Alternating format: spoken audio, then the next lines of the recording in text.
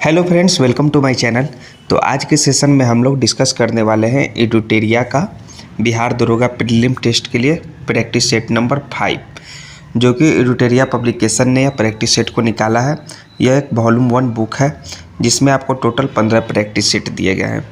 तो इसमें हम लोग 5 नंबर का प्रैक्टिस सेट सॉल्व करने वाले हैं। प्रैक्टिस सेट नंबर जो यह प्रैक्टिस सेट है वह बिहार दरोगा प्रारंभिक परीक्षा 2025 के लिए काफ़ी उपयोगी है दोस्तों। तो इसमें देखिए टोटल 15 मॉडल प्रैक्टिस सेट दिए हुए हैं जो कि पूर्णतः जो है परीक्षा पद्धति पर आधारित है। तो यह प्रैक्टिस सेट नंबर 5 है। इससे पहले हम लोग 1 से लेकर 4 प्रैक्टिस सेट जो है वो हम लोग अलग अलग वीडियो में कवर कर चुके हैं, 1 2 3 4 प्रैक्टिस सेट। तो आप हमारे चैनल को विजिट कर सकते हैं, वहाँ से आप सभी प्रैक्टिस सेट को प्राप्त कर सकते हैं। तो अगर दोस्तों आप लोगों ने चैनल को सब्सक्राइब नहीं किया है तो प्लीज़ दोस्तों चैनल को सब्सक्राइब कर दीजिए, क्योंकि एग्ज़ाम पॉइंट ऑफ व्यू से यह जो प्रैक्टिस सेट है दरोगा का ये काफ़ी इंपॉर्टेंट होने वाला है। तो चलिए अब हम लोग प्रैक्टिस सेट नंबर 5 बिहार दरोगा के लिए देखते हैं। तो ये जो प्रैक्टिस सेट नंबर 5 है इसमें आपको टोटल 100 प्रश्न पूछे जाएंगे और जो मार्क्स है टोटल वो 200 मार्क्स का है, यानी हर एक प्रश्न आपको 2 नंबर के पूछे जाएंगे। और इसका जो समय का अवधि है, टाइम ड्यूरेशन है, वो आपका 2 आवर्स है। तो 2 घंटा में आपको टोटल 100 क्वेश्चन बनाना है और उसका टोटल मार्क्स है 200 नंबर।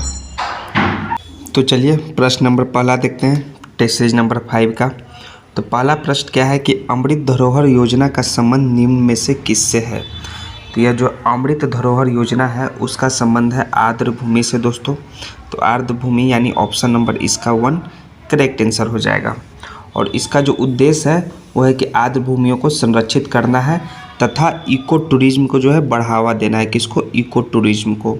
और इसकी शुरुआत किसके द्वारा किया गया था? ये प्राइम मिनिस्टर नरेंद्र मोदी जी के द्वारा शुरुआत किया गया था अमृत धरोहर योजना।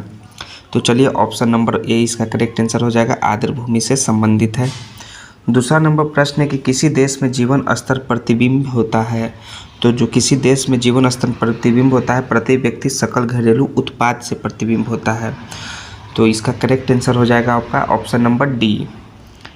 तीसरा नंबर प्रश्न है किस समिति ने प्रतिस्पर्धा अधिनियम 2002 को अधिनियमित करने का सुझाव दिया था। इस समिति का नाम है राघवन समिति दोस्तों, जिसने जो है प्रतिस्पर्धा अधिनियम 2002 को अधिनियमित करने का सुझाव दिया। तो राघवन समिति option number C correct answer हो जाएगा। और जो है आपका राघवन समिति जो है आपको 1969 को निरस्त करके इसके स्थान पर प्रतिस्पर्धा अधिनियम 2002 को लाया था। चौथा नंबर प्रश्न है निम्न में क्या भारत के राष्ट्रीय आय की गणना में एक समस्या है। तो भारत के राष्ट्रीय आय की गणना में समस्या है असंगठित क्षेत्र, सबसे ज़्यादा समस्या यही है। सो ऑप्शन नंबर डी इसका करेक्ट आंसर है। असंगठित क्षेत्र के योगदान को जो है आकलन करना काफ़ी मुश्किल है दोस्तों। इसका कारण है क्योंकि असंगठित क्षेत्र जो है उसके द्वारा उत्पादन एवं आय के आंकड़े किसी भी संस्था के द्वारा प्रस्तुत नहीं किया जाता है। इस कारण जो है असंगठित क्षेत्र के योगदान को जो है राष्ट्रीय आय की गणना में समस्या होती है। 5वां नंबर प्रश्न निम्न में कौन सा उपागम जो है प्रोफेसर अमर्त्य सेन से आपका संबंधित है। तो अमर्त्य सेन से जो संबंधित है वो है आपका सक्षमता उपागम। तो सक्षमता इसमें क्या कौन सा है दोस्तों? ऑप्शन नंबर बी में देखिए दिया हुआ है सक्षमता उपागम। सो ऑप्शन नंबर बी इसका करेक्ट आंसर हो जाएगा। और सब जान लीजिए कि सक्षमता उत्पादन के विकास में जो प्रोफेसर अमर्त्य सेन है उनका बहुत मूल योगदान रहा है इस क्षेत्र में। 6ठा नंबर प्रश्न है कि बिहार में चंपारण कृषि कानून किस वर्ष पारित किया गया था। तो चंपारण कृषि कानून जो है 1917 ईस्वी में पारित किया गया था। सो ऑप्शन नंबर ए इसका करेक्ट आंसर हो जाएगा दोस्तों। 7वां है कि जून 1945 में आयोजित शिमला सम्मेलन में कांग्रेस प्रतिनिधिमंडल का नेतृत्व किसने किया था। तो इसका नेतृत्व अबुल कलाम आज़ाद जी किए थे। सो इसका option number C correct answer हो जाएगा दोस्तों। नेक्स्ट है 8वां कि कम्युनिटी प्रथा किस क्षेत्र से सर्वाधिक प्रचलित थी। तो कम्युनिटी प्रथा जो है आपका बिहार से और उड़ीसा से सर्वाधिक प्रचलित थी। तो इसका बिहार और उड़ीसा दोनों इसका करेक्ट आंसर है ऑप्शन नंबर सी। 9वां है कि दक्षिण पूर्वी समुद्र तट पर अंग्रेजों ने अपनी पहली कोठी जो है कब स्थापित किया था। पहला कोठी दक्षिण पूर्वी समुद्री तट पर वो स्थापित किया था 1611 ईस्वी में। और कहाँ स्थापित किया था दोस्तों? वो किया था मसूलीपट्टनम में स्थापित किया था अंग्रेजों ने पहला कोठी सो ऑप्शन नंबर है इसका 1611 करेक्ट आंसर हो जाएगा। और मसूलीपट्टनम गोंडा का प्रमुख बंदरगाह था किसका, गोलकुंडा का जो है मसूलीपट्टनम प्रमुख बंदरगाह था, ये भी जान लीजिए। और 1608 में जो है अंग्रेजों द्वारा भारत के सूरत में प्रथम कुटी खोलने का प्रयास किया था। कब, 1608 ईस्वी में सूरत में जो है अंग्रेजों द्वारा भारत में प्रथम कोठी खोलने का प्रयास किया था। लेकिन 1611 में जो है पहली कोठी मसूलीपट्टनम में स्थापित किया गया दक्षिण पूर्वी भारत में। सो ऑप्शन नंबर 20 का करेक्ट आंसर हो जाएगा 1611 ईस्वी। 10वां है कि भारत पर आक्रमण करने वाला प्रथम तुगलक जो है तुर्की मुसलमान निम्न में कौन था। भारत पर आक्रमण करने वाला प्रथम तुर्की मुसलमान वो था आपका सुबुक्तगीन। कौन था, सुबुक्तगीन था। सो ऑप्शन नंबर इसका सी करेक्ट आंसर है। भारत पर आक्रमण करने वाला प्रथम मुसलमान कौन है दोस्तों, तुर्की तो जान गए तुर्की मुसलमान, तो प्रथम मुसलमान जो है मोहम्मद बिन कासिम है, ये है आपका। और जो कि अरबी था, कौन था, तुर्की नहीं था, यह अरबी था दोस्तों। जबकि भारत पर आक्रमण करने वाला प्रथम तुर्की मुसलमान कौन हुआ, सुबुक्तगीन। तो ऑप्शन नंबर सी इसका करेक्ट आंसर है। तुर्की में आपका सुबुक्तगीन हो जाएगा और अरबी में आपका मोहम्मद बिन कासिम हो जाएगा। 11 नंबर प्रश्न में आइए कि सर्वप्रथम राष्ट्रीय नियोजन समिति का गठन भारतीय राष्ट्रीय कांग्रेस के किस अधिवेशन में किया गया था। यह किया गया था हरिपुरा अधिवेशन में। सो ऑप्शन नंबर इसका डी करेक्ट आंसर हो जाएगा। और हरिपुरा अधिवेशन जो है इसके समिति का गठन कब हुआ था दोस्तों, 1938 ईस्वी में हुआ था। और किसकी अध्यक्षता में किया गया था, एस.सी. बोस यानी सुभाष चंद्र बोस के अध्यक्षता में हरिपुरा अधिवेशन की अध्यक्षता किया गया था। 12 नंबर प्रश्न है कि विजयनगर साम्राज्य के किस शासक ने सर्वप्रथम मुसलमानों को अपनी सेना में स्थान दिया था। इस शासक का नाम है देवराय द्वितीय, जिसने सर्वप्रथम जो है मुसलमानों को अपनी सेना में स्थान दिया। सो ऑप्शन नंबर 20 का करेक्ट आंसर है। इसने ही पहली बार सेना में स्थान दिया था मुस्लिमों को। और 13वां नंबर है कि ऋग्वेद में कितनी बार गंगा नदी का उल्लेख किया गया है। तो फटाफट दोस्तों कमेंट में आंसर दीजिए। गंगा नदी का उल्लेख ऋग्वेद में कितनी बार किया गया है, तो मात्र एक बार गंगा नदी का उल्लेख किया गया है दोस्तों। और कैमे मंडल में किया गया है ये बता दीजिए कमेंट में आंसर देकर। इस गंगा नदी का उल्लेख ऋग्वेद के कैमे मंडल में किया गया है, तो 10वें मंडल में गंगा नदी का उल्लेख किया गया है। और यमुना नदी जो है उसका उल्लेख कितनी बार हुआ है दोस्तों, यमुना नदी का उल्लेख जो है ऋग्वेद में 3 बार हुआ है। कितनी, 3 बार किया गया है। और जो सरस्वती नदी है उसको सबसे पवित्र माना गया है। किसको, सरस्वती नदी को जो है सबसे पवित्र माना गया है, सरस्वती नदी। और जो है आपका सिंधु नदी जो है इसका सर्वाधिक बार किस नदी का उल्लेख हुआ है, सिंधु नदी का सबसे ज़्यादा बार उल्लेख हुआ है सिंधु नदी का। और गंगा नदी का हो गया आपका 1 बार, सो ऑप्शन नंबर 1 इसका करेक्ट आंसर है। और यमुना नदी का 3 बार। 14 नंबर है कि निम्न विद्रोह का कालक्रम के कौन सा विकल्प जो है सही है। जो सही रूप से व्यवस्थित है वो आपको बताना है। कालाक्रम, नील विद्रोह, सन्यासी, पावना, कौन सा इसका करेक्ट आंसर है दोस्तों। तो पहले आपका सन्यासी विद्रोह हो जाएगा, उसके बाद आपका हो जाएगा नील विद्रोह हो जाएगा, उसके बाद पावना विद्रोह हो जाएगा। वो क्यों हो जाएगा, क्योंकि जो आपका सन्यासी विद्रोह हुआ था वो 1763 से लेकर के 1800 ईस्वी में हुआ था, ठीक। और उसके बाद नील विद्रोह जो हुआ था वो 1859 से लेकर के 1860 ईस्वी में हुआ था। और पावना विद्रोह जो है 1873 से लेकर 1876 ईस्वी तक हुआ था। तो इस कारण जो है आपका सही कालानुक्रम में व्यवस्थित है सन्यासी, नील और पावना। सो ऑप्शन नंबर 20 का करेक्ट आंसर हो जाएगा 14 का। 15 नंबर है कि राजा महेंद्र प्रताप ने किस वर्ष काबुल यानी अफगानिस्तान में जो है भारत की प्रथम सरकार का गठन किया था। तो राजा महेंद्र प्रताप ने 1915 ईस्वी में जो है प्रथम सरकार का गठन किया था। सो ऑप्शन नंबर इसका सी राइट आंसर हो जाएगा। उसने स्वयं को क्या चीज बनाया था दोस्तों, राष्ट्रपति बनाया था। राष्ट्रपति जो है राजा महेंद्र प्रताप ने स्वयं को राष्ट्रपति तथा बरबकतुल्ला को जो है प्रधानमंत्री बनाते हुए एक अस्थायी गणतांत्रिक सरकार का गठन किया था। इस सरकार को किस देश के द्वारा मान्यता दी गई थी दोस्तों, इस देश को जो है आपका सरकार को जर्मनी और रूस के द्वारा जो है मान्यता दिया गया था। जर्मनी और रूस के द्वारा इस सरकार को मान्यता प्रदान दी गई थी। तो 1915 इसका ऑप्शन सी राइट आंसर हो जाएगा 15 का। 16 है कि साधारण ब्रह्म समाज की स्थापना निम्न में से किसके द्वारा किया गया था। साधारण ब्रह्म समाज की स्थापना जो है शिवनाथ शास्त्री जी और आनंद मोहन बोस इन दोनों के द्वारा किया गया था। सो ऑप्शन नंबर डी इसका करेक्ट आंसर है, बी और सी दोनों। और इसकी स्थापना कब किया गया था, 1878 ईस्वी में साधारण ब्रह्म समाज की स्थापना। 17 नंबर प्रश्न है कि उदंतपुरी बिहार का निर्माण निम्न में से किसने करवाया था। तो उदंतपुरी बिहार का निर्माण जो है गोपाल ने करवाया दोस्तों। सो ऑप्शन नंबर 20 का करेक्ट आंसर है। और गोपाल जो है किस वंश के शासक थे, वो जो है पाल वंश के शासक थे गोपाल। और इसकी स्थापना जो है 7वीं शताब्दी में हुआ था उदंतपुरी बिहार का। सो ऑप्शन नंबर 20 का गोपाल राइट आंसर हो जाएगा। 18 है कि राष्ट्रीय एड्स नियंत्रण कार्यक्रम की शुरुआत किस वर्ष की गई थी। तो इस कार्यक्रम का शुरुआत जो है 1992 ईस्वी में किया गया था दोस्तों, यानी ऑप्शन नंबर ए इसका करेक्ट आंसर है। एड्स की रोकथाम तथा नियंत्रण हेतु राष्ट्रीय एड्स नियंत्रण कार्यक्रम की शुरुआत 1992 में किया गया।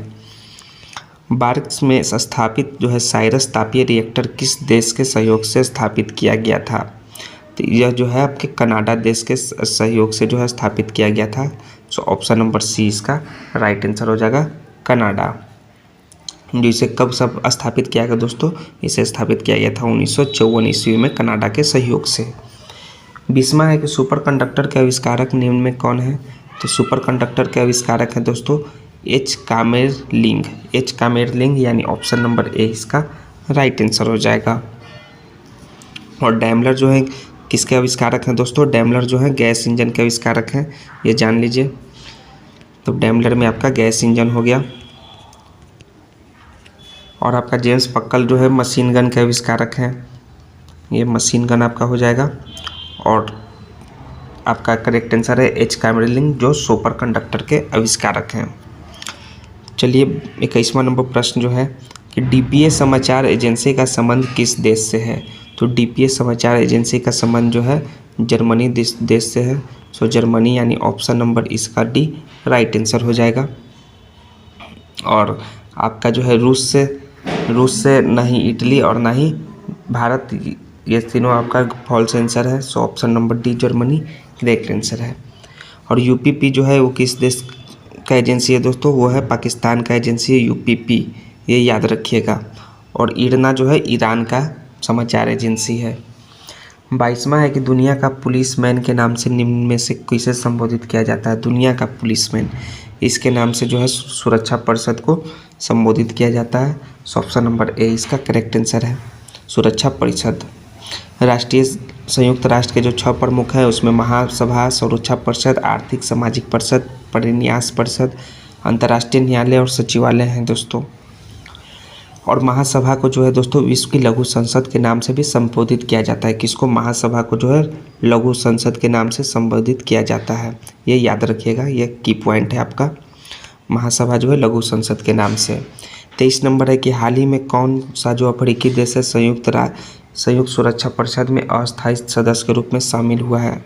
वो अफ्रीकी देश का नाम है सोमालिया दोस्तों। सोमालिया जो है आपका संयुक्त सुरक्षा परिषद में जो है अस्थायी सदस्य के रूप में सम्मिलित हुआ है। कब हुआ है दोस्तों, यह हुआ है जनवरी 2025 में सम्मिलित हुआ है। ऑप्शन नंबर इसका बी करेक्ट आंसर हो जाएगा। इसका जो दायित्व वो होता है कि अंतर्राष्ट्रीय शांति और सुरक्षा को बनाए रखना संयुक्त सुरक्षा परिषद में। और इसमें टोटल जो होते हैं सदस्य होते हैं, कितने होते हैं कमेंट में आंसर दीजिए फटाफट। ये जो है इसमें जो है टोटल 15 सदस्य होते हैं जो अस्थाई होते हैं। 15 सदस्य होते हैं जिसमें 5 आपके अस्थाई होगा और 10 जो है आपके अस्थाई सदस्य होते हैं संयुक्त सुरक्षा परिषद में। 24 नंबर है कि हाल ही में वक्फ जो संशोधन विधेयक 2024 है उसे लोकसभा में पेश किया गया। तो यह विधेयक किस वर्ष के वक्फ अधिनियम में संशोधित करता है। तो यह जो है 1995 के किस अधिनियम में, 1995 के अधिनियम वक्फ अधिनियम में संशोधित करता है। सो ऑप्शन नंबर डी इसका राइट आंसर हो जाएगा। हाल ही में दुनिया का सबसे गहरा ब्लू व्हेल की खोज किस देश में किया गया है। गहरा ब्लू होल की जो खोज किया गया है वो मैक्सिको देश में किया गया है दोस्तों। सो ऑप्शन नंबर सी इसका करेक्ट आंसर हो जाएगा। ब्लू होल जो है एक ऊर्ध्वाधर समुद्री गुफाएं हैं जो हिम युग के दौरान हजारों वर्षों में हिमनद के द्वारा निर्मित हुई थी, उसे ब्लू होल नाम दिया गया है। हाल ही में प्रधानमंत्री ने भारत के क्रू अंतरिक्ष मिशन गगनयान के लिए 4 अंतरिक्ष यात्रियों के नामों की घोषणा किया। तो निम्न में कौन शामिल नहीं है। तो इसमें जो है दोस्तों प्रशांत बालकृष्ण नायर तो शामिल हैं दोस्तों, अजीत कृष्णन भी शामिल है, हिमांशु शुक्ला भी शामिल है, लेकिन जो कौन शामिल नहीं है इसमें कोई नहीं आंसर करेक्ट होगा। सो इसका correct answer option number D है।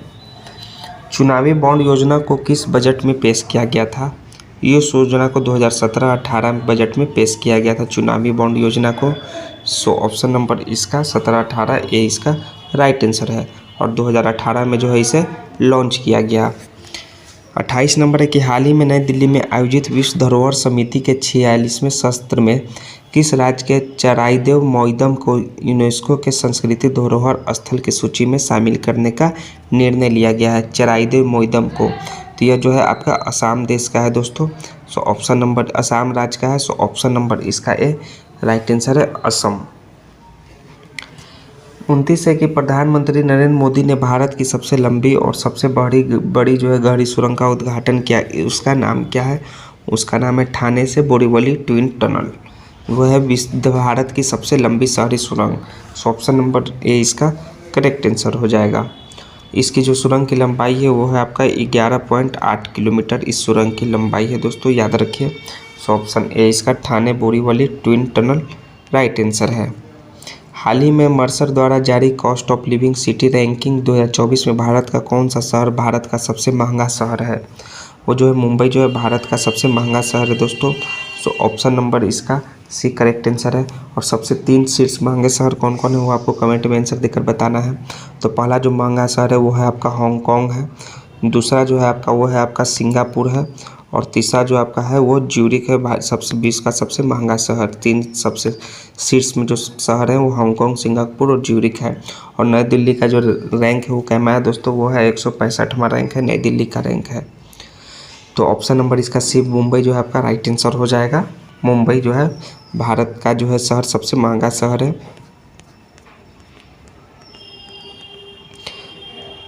वर्तमान में राज्यसभा में सदन के नेता कौन है? वर्तमान में राज्यसभा में सदन के नेता जेपी नड्डा जी हैं। सो ऑप्शन नंबर सी इसका करेक्ट आंसर है। वो भारतीय जनता पार्टी के अध्यक्ष और केंद्रीय मंत्री जो हैं श्री जगत प्रकाश नड्डा को राज्यसभा में सदन का नेता बनाया गया है।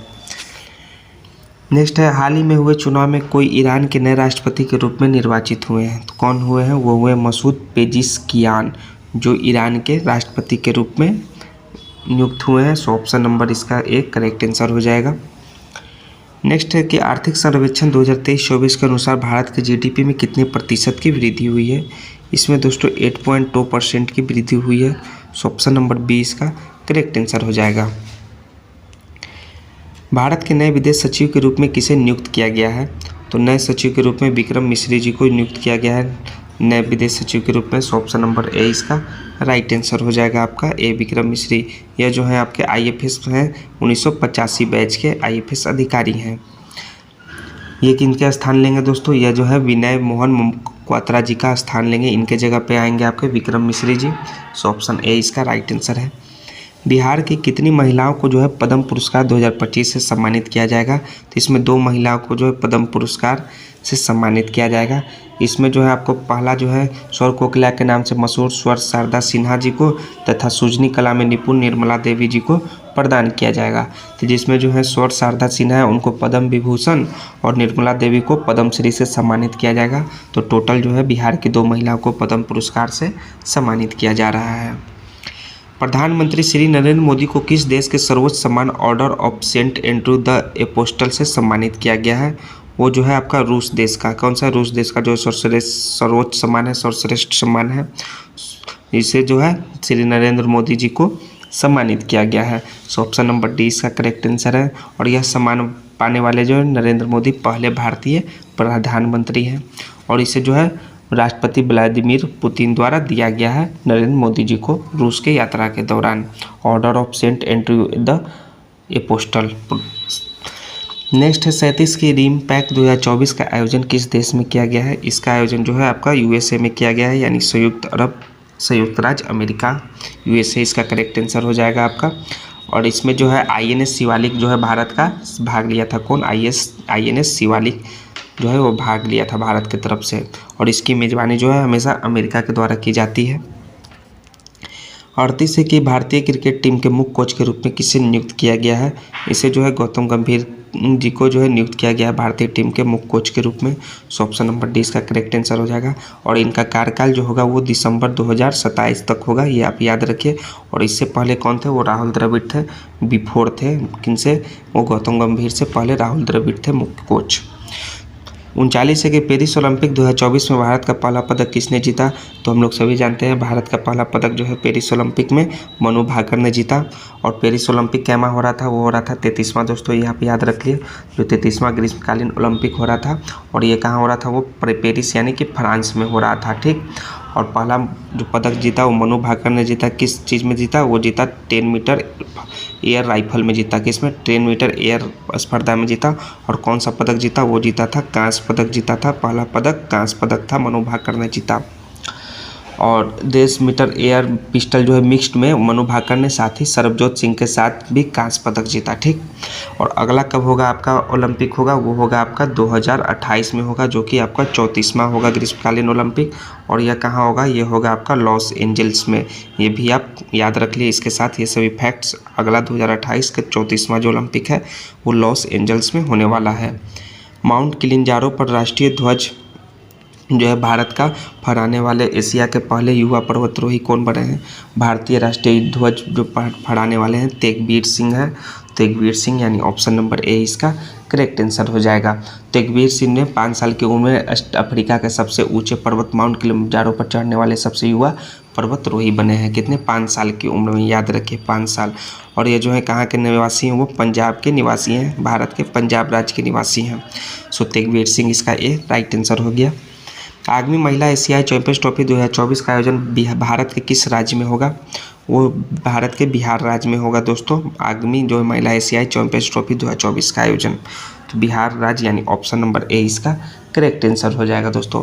बिहार राज्य किस स्थान पे होगा? ये होगा दोस्तों राजगीर में, ठीक।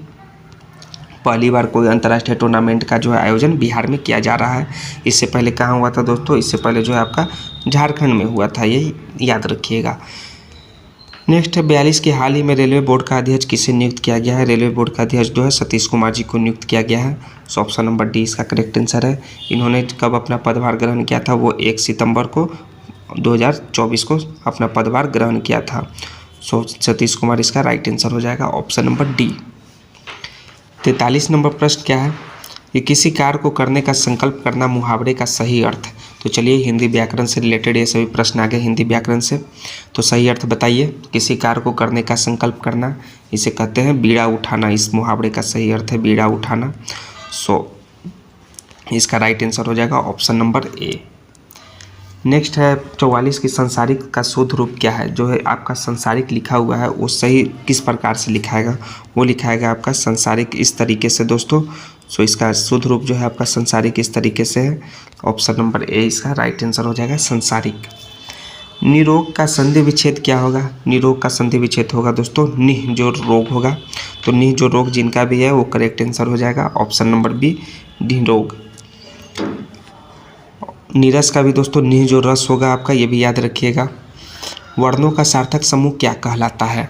तो वर्णों का जो सार्थक समूह कहलाता है वो कहलाता है शब्द। वर्णों के सार्थक समूह को हम लोग शब्द कहते हैं। सो ऑप्शन नंबर ए इसका राइट आंसर है। और भाषा की जो सबसे छोटी इकाई होता है वो क्या कहलाता है? वो कहलाता है वर्ण। भाषा के सबसे छोटी इकाई वर्ण कहलाता है। और शब्दों का सार्थक समूह क्या कहलाता है दोस्तों? वो कहलाता है वाक्य। ये आप जान लीजिए, ये आप इसमें गड़बड़ाइएगा नहीं। वर्णों के सार्थक समूह को शब्द कहते हैं और शब्दों के सार्थक समूह को वाक्य कहते हैं। और भाषा की सबसे छोटी इकाई जो है वो है वर्ण है। अब चलिए इंग्लिश ग्रामर से रिलेटेड प्रश्न है 47 डायरेक्शन दिया हुआ है 47-48 का alternative which is the best suitable for the given sentence honesty and uprightness of character. तो इसका जो राइट आंसर होगा वो होगा इंटीग्रिटी आपका सूटेबल सब्स्टिट्यूट। तो आपका इंटीग्रिटी यानी ऑप्शन नंबर ए इसका करेक्ट आंसर है। The murder of one's mother, the murder of one's mother हो जाएगा आपका मेट्रिसियाड। सो ऑप्शन नंबर इसका सी करेक्ट आंसर है। और फ्रेट्रिसिएड हो जाएगा भाई की हत्या हो जाएगा दोस्तों। इसका मतलब क्या होता है हिंदी में? भाई की हत्या होता है, यानी कि the killing of one's brother. और ये हो गया वंस ब्रदर हो गया मेट्रिसियाड। सो ऑप्शन नंबर सी इसका करेक्ट आंसर है 48 का। 49 है आपका, देखिए पैसिव एक्टिव जो है आपको चूज करना है। Some boy were helping the wounded man. तो इसका जो राइट आंसर होगा the wounded man were being helped by some boys. तो कौन सा इसमें करेक्ट आंसर है? देखिए ऑप्शन नंबर ए में देखिए दिया हुआ है the wounded man were being helped by the some boys. So option number A इसका करेक्ट आंसर है 49 का। 50 नंबर है, देखिए कि ऋषि का स्त्रीलिंग रूप, ऋषि का स्त्रीलिंग रूप होगा दोस्तों ऋषिका। तो ऋषिका किस में दिया हुआ है? ऑप्शन नंबर सी में। सो सी इसका करेक्ट आंसर है। 51 है कि विश्व में सबसे पहले आधुनिक रूप से सीमेंट का निर्माण कहाँ किया गया था? इसका निर्माण सर्वप्रथम जो है ब्रिटेन में किया गया था। तो ऑप्शन नंबर बी इसका करेक्ट आंसर हो जाएगा। और भारत में जो है आधुनिक ढंग से सीमेंट बनाने का जो पहला कारखाना था वो 1904 ईस्वी में जो है मद्रास में लगाया गया था, जो कि असफल रहा था।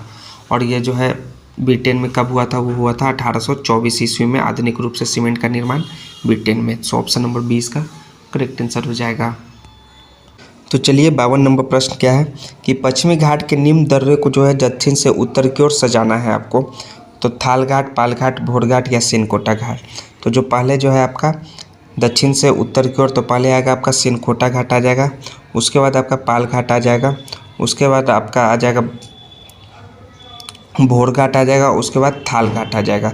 तो 4 2 3 1 किस में दिया हुआ है दोस्तों? ये आपका ऑप्शन नंबर बी में दिया हुआ है 4 2 3 1। सो ऑप्शन बी इसका राइट आंसर है, जो कि दक्षिण से उत्तर की ओर सजा हुआ है।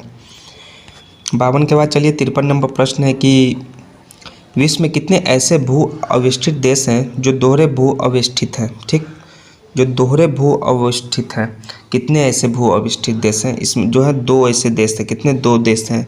वो कौन कौन है? पहला है आपका उज्बेकिस्तान और दूसरा है आपका लिंचेस्टीन, यानी ऑप्शन नंबर बी इसका 2 करेक्ट आंसर हो जाएगा।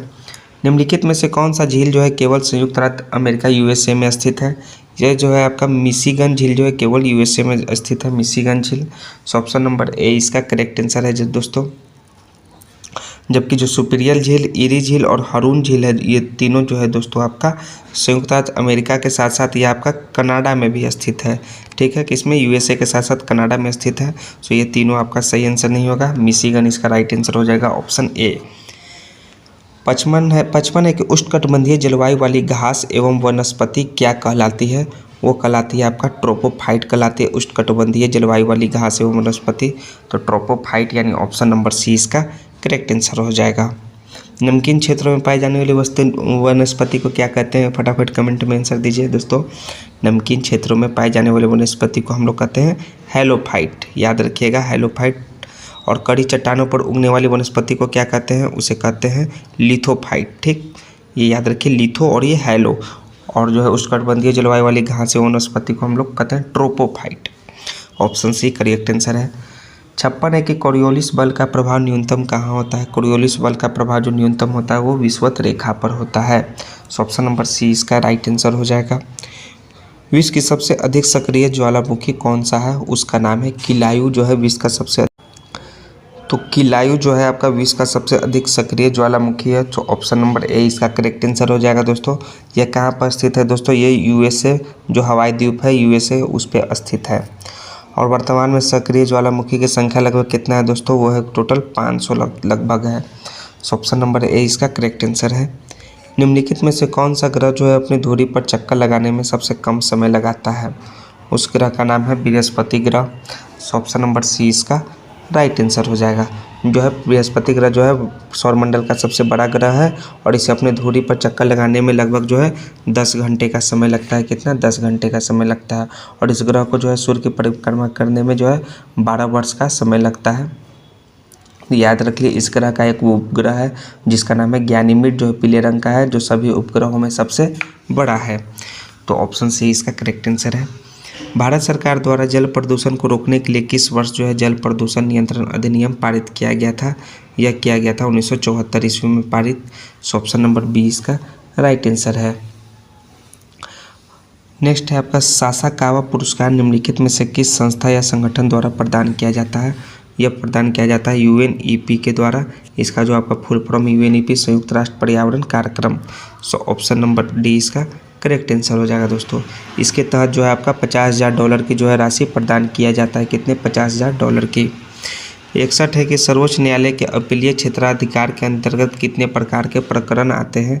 अपीलीय क्षेत्राधिकार के अंतर्गत जो है 3 प्रकार के जो है प्रकरण आते हैं। 3 कौन कौन से? संवैधानिक, दीवानी और फौजदारी। सो ऑप्शन नंबर इसका ए राइट आंसर हो जाएगा 3। और देश का जो सबसे बड़ा अपीलीय न्यायालय है उसका नाम है दोस्तों सर्वोच्च न्यायालय है। कौन सा? सर्वोच्च न्यायालय। इससे भारत के सभी उच्च न्यायालयों के निर्णयों के विरुद्ध अपील सुनने का अधिकार है, राइट है। सो ऑप्शन ए इसका राइट आंसर है। 3 संवैधानिक, दीवानी और फौजदारी। भारत के नए संसद भवन के संबंध में निम्नलिखित में से कौन सा कथन सत्य है? ट्रू आपका स्टेटमेंट बताना है। संसद भवन जो बनाया है नया उसके रिलेटेड, तो इसका आकार त्रिकोणीय है, ये आपका ट्रू है। नए संसद भवन के छत पर राष्ट्रीय प्रतीक का निर्माण किया गया, ये भी स्टेटमेंट ट्रू है। इसके निर्माण में ग्रेनाइट और बलुआ पत्थर का प्रयोग किया गया, ये भी स्टेटमेंट ट्रू है। नए संसद भवन के तीनों मुख्य द्वार जो है जल थल एवं को समर्पित है, ये भी स्टेटमेंट ट्रू है। तो नए संसद भवन के संबंध में जो है चारों आपका स्टेटमेंट ट्रू है। सो ऑप्शन नंबर डी इसका करेक्ट आंसर है, इनमें से सभी। 63 है कि निम्नलिखित में से किस राज्य की लोकसभा में सांसदों की संख्या जो है समान है? तो उस राज्य का नाम है दोस्तों राजस्थान तथा आंध्र प्रदेश, और आंध्र प्रदेश तथा असम। इसमें जो है आपका दोस्तों लोकसभा राज्य की लोकसभा में सदस्यों की संख्या समान है। ठीक है, तो जान लीजिए कैसे। सॉरी दोस्तों, आंध्र प्रदेश तथा असम में नहीं है, ये आपका झारखंड तथा असम में है। ठीक, तो कैसे है, झारखंड में जो है दोस्तों लोकसभा सीट 14 है और असम में भी लोकसभा सीट 14 है। आंध्र प्रदेश में कितना है, 25 है, और राजस्थान में भी 25 है। तो इन दोनों का जो है राज्यों की लोकसभा सदस्यों की संख्या समान है, 25-25 और 14-14। तो ऑप्शन नंबर डी इसका केवल 1 और 3 राइट आंसर हो जाएगा। ठीक, और जान लीजिए बिहार में कितने हैं लोकसभा सदस्यों की संख्या? बिहार में है 40। यूपी में कितने हैं दोस्तों? यूपी में है आपके 80। महाराष्ट्र में कितने हैं दोस्तों? महाराष्ट्र में है आपके 48। ठीक, और पश्चिम बंगाल में कितने हैं WB में? वो इसमें है दोस्तों आपके 42। और पंजाब में कितने हैं दोस्तों? आपके 13 हैं। ठीक, तो सबसे ज़्यादा किसमें हो गया आपका? यूपी में। और ये दोनों जो है आपका राजस्थान तथा आंध्र प्रदेश, झारखंड तथा असम जो है, इन दोनों में लोकसभा सीटों की संख्या जो है समान है। क्षेत्रीय परिषद के संबंध में निम्नलिखित में से कौन सा कथन सत्य नहीं है? तो इनमें से जो है कोई भी कथन जो है, उपयुक्त में से कोई भी कथन जो है सत्य नहीं है दोस्तों। ऑप्शन नंबर डी इसका करेक्ट आंसर हो जाएगा। निम्न में से किस अधिनियम के अंतर्गत जो है पहली बार मुस्लिम समुदाय के लिए पृथक प्रतिनिधित्व का उपबंध किया गया था? वो किया गया था 1909 का भारत परिषद अधिनियम के अंतर्गत है। इसे जो है हम लोग मार्ले मिंटो सुधार के नाम से भी जानते हैं। किसे? मार्ले मिंटो सुधार के नाम से भी हम लोग 1909 के जो है भारत परिषद अधिनियम को जाना गया है। पहली बार जो है मुस्लिम समुदाय के लिए इसमें जो है पृथक प्रतिनिधित्व किया गया था। भारतीयों को भारत सचिव एवं गवर्नर जनरल की कार्यकारिणी परिषदों की नियुक्ति किया गया था। ठीक, और प्रांतीय विधान परिषदों की संख्या में वृद्धि किया गया था 1909 ईस्वी अधिनियम में। सो ऑप्शन नंबर सी इसका करेक्ट आंसर है। संविधान सभा में डॉक्टर भीमराव अंबेडकर का पहली बार निर्वाचन कहाँ से हुआ था? पहली बार निर्वाचन इनका बंगाल से हुआ। सो बंगाल यानी ऑप्शन नंबर ए इसका करेक्ट आंसर हो जाएगा। 67 है कि भारतीय संविधान की प्रस्तावना की भाषा को किस देश के संविधान से लिया गया है? यह लिया गया है दोस्तों ऑस्ट्रेलिया देश से। सो ऑस्ट्रेलिया यानी ऑप्शन नंबर बी इसका करेक्ट आंसर हो जाएगा। और ऑस्ट्रेलिया के संविधान से और क्या क्या लिया गया है दोस्तों? वो लिया हुआ है आपका समवर्ती सूची का संविधान। ठीक, समवर्ती सूची है, उसका प्रावधान जो है ऑस्ट्रेलिया से लिया है। और क्या लिया हुआ है? केंद्र व राज्य के बीच संबंध तथा शक्तियों का बंटवारा यानी विभाजन, ये भी ऑस्ट्रेलिया के संविधान से लिया हुआ है। और तीसरा है कि संसद के दोनों की संयुक्त बैठक जो है व्यापार, वाणिज्य और समागम की स्वतंत्रता भी है, ऑस्ट्रेलिया के संविधान से लिया गया है। तो चलिए, भारतीय संविधान के प्रस्तावना की भाषा, ये भी संविधान जो है ऑस्ट्रेलिया के संविधान से लिया गया है। तो ऑप्शन बी इसका करेक्ट आंसर हो जाएगा। 12वीं अनुसूची में शहरी क्षेत्र के स्थानीय स्वशासन संस्थाओं को कार्य करने के लिए कितने विषय प्रदान किए गए हैं? इसमें टोटल 18 विषय प्रदान किए गए हैं दोस्तों। कितने? 18। सो ऑप्शन नंबर इसका ए राइट आंसर हो जाएगा। 12वीं अनुसूची में 18 विषय प्रदान किए गए हैं। 69 है कि भारतीय संविधान के किस अनुच्छेद के अंतर्गत जो है धार्मिक संस्थाओं के संचालन की स्वतंत्रता प्रदान की गई है? तो इसमें जो है अनुच्छेद 26 के अंतर्गत जो है धार्मिक संस्थाओं के संचालन की स्वतंत्रता प्रदान किया गया है। सो ऑप्शन नंबर बी इसका करेक्ट आंसर होगा। निम्नलिखित में से किसकी नियुक्ति भारत का राष्ट्रपति करता है? तो भारत का न्यायवादी का भी नियुक्ति राष्ट्रपति करता है, नियंत्रण एवं महालेखा परीक्षक का भी, और एक राज्य का राज्यपाल का भी नियुक्ति जो है भारत का राष्ट्रपति करता है। 3 में से सभी इसका राइट आंसर हो जाएगा ऑप्शन नंबर डी। 71 है कि आपका कि 1 पिकोग्राम बराबर कितना ग्राम होता है? तो फटाफट कमेंट में आंसर दीजिए दोस्तों। 1 पिकोग्राम बराबर कितना ग्राम होता है? ये होता है 10⁻⁻12 ग्राम होता है 1 पिकोग्राम बराबर। सो ऑप्शन नंबर बी इसका राइट आंसर हो जाएगा दोस्तों। ठीक, और 10⁻⁻6 ग्राम ये कितने ग्राम के बराबर होता है? ये होता है 1 माइक्रोग्राम के बराबर होता है। 10⁻⁻6 ग्राम 1 माइक्रो पावर के बराबर होता है। और 10⁻⁹ ग्राम जो होता है 1 नैनोग्राम के बराबर होता है। कितना? 1 नैनोग्राम के बराबर जो होता है आपका 10⁻⁻9 ग्राम होता है। ये भी आप याद रखिए। और 10⁻15 जो ग्राम है वो कितने के बराबर होता है? वो होता है 1 फेम्टोग्राम के द्वारा। 1 फेम्टोग्राम के बराबर जो होता है आपका 10⁻⁻15 ग्राम होता है। ये सभी आपका इससे संबंधित प्रश्न के आंसर हैं। तो ऑप्शन बी इसका राइट आंसर है। 1 पिकोग्राम बराबर 10⁻12 ग्राम। 71 के बाद अब 72। किसी विलयन की लवणता का मापन करने वाला उपकरण क्या कहलाता है? उस उपकरण को कहते हैं सेलिनोमीटर। सो ऑप्शन नंबर इसका ए राइट आंसर हो जाएगा, सेलिनोमीटर। और सेलिरोमीटर से क्या होता है दोस्तों? इससे जो है सौर विकिरण की तीव्रता मापी जाती है। किसकी? सौर विकिरण की तीव्रता। ठीक, ये आप जान लीजिए। और स्फिग्नोमीटर से क्या होता है दोस्तों? यह जो है रक्तचाप का मापन किया जाता है। किसका? रक्तचाप का मापन करने वाला यंत्र है स्फिग्नोमीटर। और पिक्नोमीटर क्या है? यह द्रव्यों के विशिष्ट गुरुत्व का मापन करने वाला यंत्र है। किसका? द्रव्यों के विशिष्ट गुरुत्व का मापन करने वाला यंत्र है पिक्नोमीटर। तो किसी विलयन की लवणता जो है मापा जाता है सेलिनोमीटर से। सो ऑप्शन नंबर ए इसका राइट आंसर होगा। 73 है कि पेंडुलम घड़ी निम्नलिखित में से किस ऋतु में जो है तीव्र गति से चल सकती है? पेंडुलम घड़ी जो है शीत ऋतु में जो है शीतकाल में जो है तीव्र गति से चल सकती है। सो ऑप्शन नंबर सी इसका करेक्ट आंसर हो जाएगा।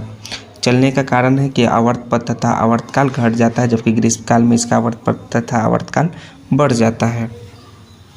पढ़ने में काम आने वाला ग्लासेस निम्न में से किस प्रकार के लेंस से बने होते हैं?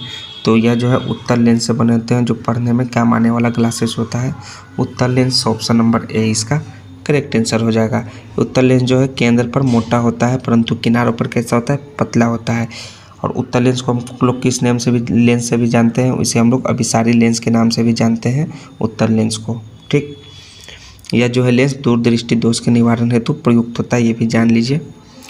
ठंडे देशों में पारा के स्थान पर अल्कोहल को तापमापित द्रव के रूप में वरीयता क्यों दी जाती है?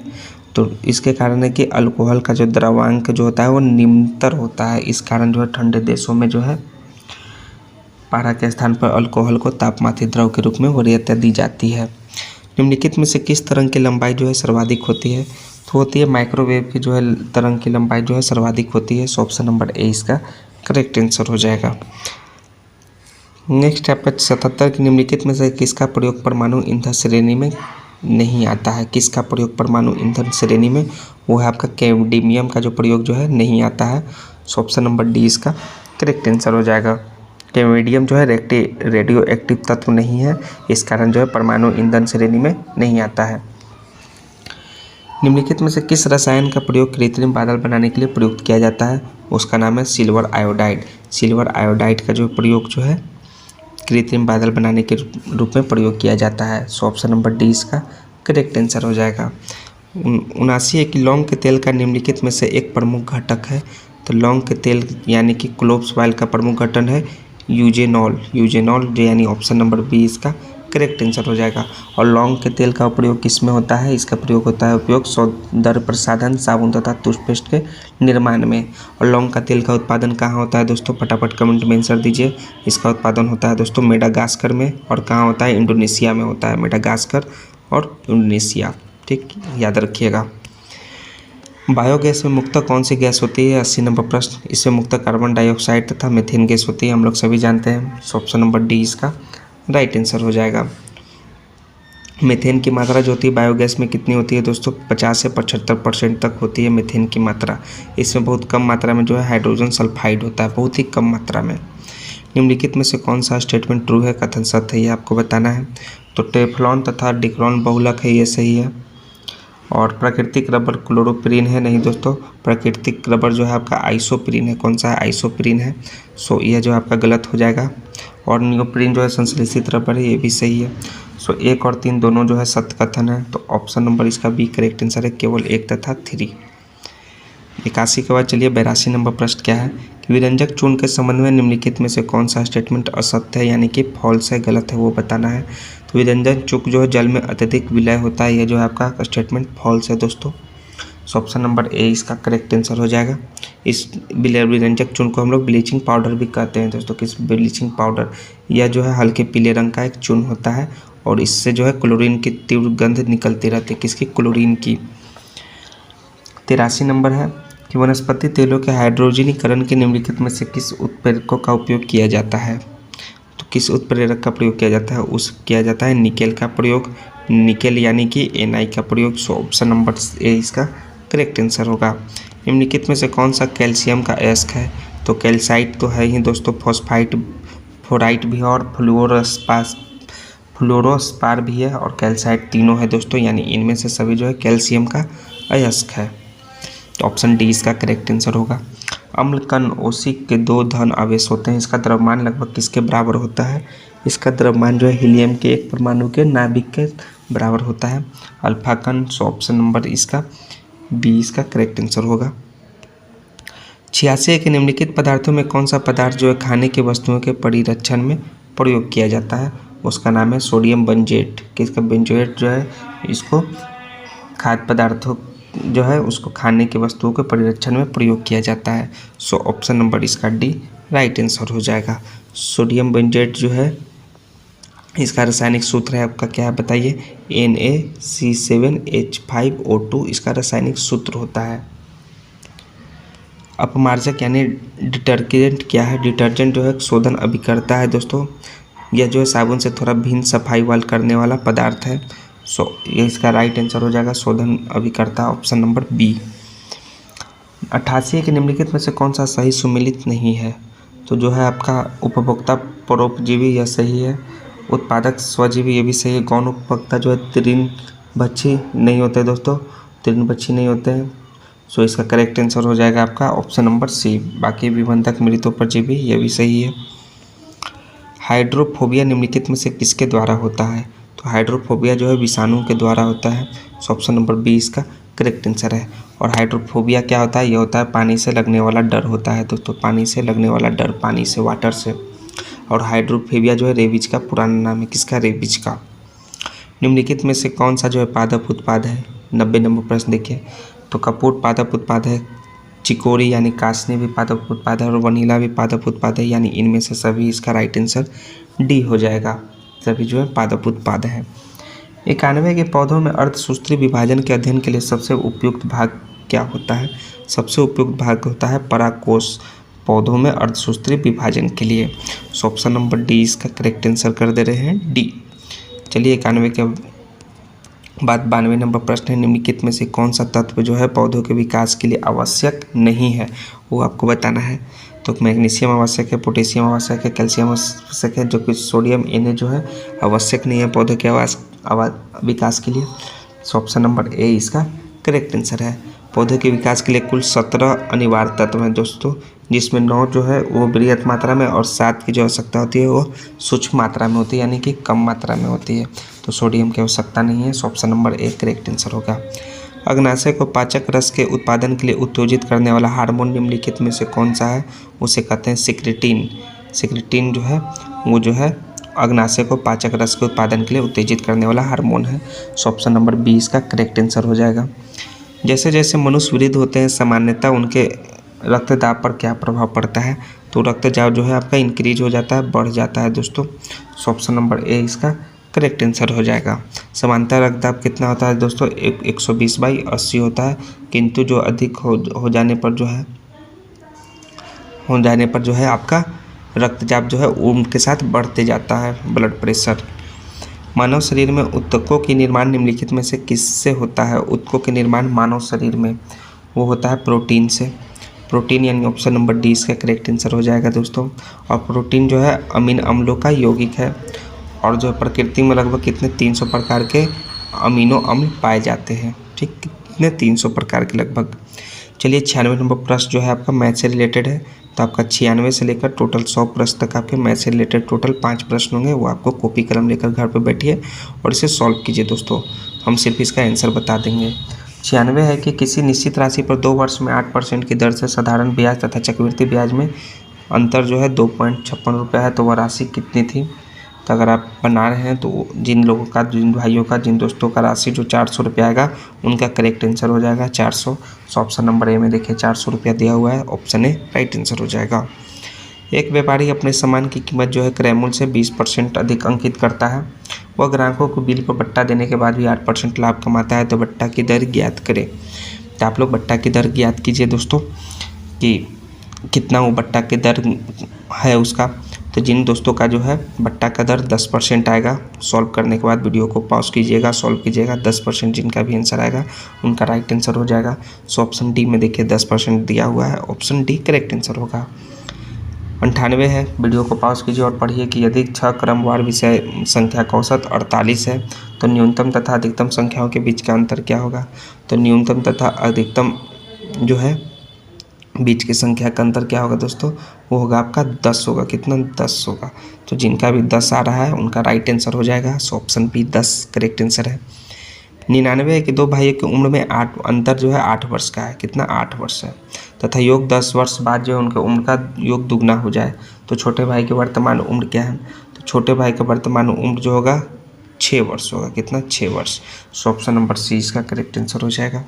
चलिए लास्ट में 100वां नंबर प्रश्न देखते हैं। सेट नंबर 5 का क्या है आपका मैथ से रिलेटेड 5वां नंबर प्रश्न। यदि एक पासे को 18 बार फेंका जाए तो कितने बार 2 के आने की प्राथमिकता है।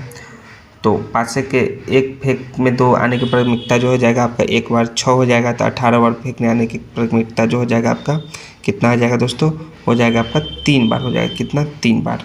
तो जिन दोस्तों का जो 3 बार आ रहा है उनका राइट आंसर हो जाएगा 3। सो ऑप्शन नंबर ए इसका राइट आंसर हो जाएगा। तो देखिए 100 नंबर आपका प्रश्न जो है समाप्त हुआ, जो कि आपका समान अध्ययन से रिलेटेड और मैथ से रिलेटेड प्रश्न थे। तो अगर आपको यह प्रैक्टिस सेट अच्छा लगा हो दरोगा का तो प्लीज़ दोस्तों चैनल को सब्सक्राइब कीजिए, दोस्तों के बीच शेयर कीजिए। फिर हम लोग नेक्स्ट प्रैक्टिस सेट नंबर 6 में मिलेंगे, जो 100 क्वेश्चन के साथ होगा। टोटल 200 मार्क्सों का वो प्रैक्टिस सेट होगा। जय हिंद दोस्तों, थैंक्स दोस्तों।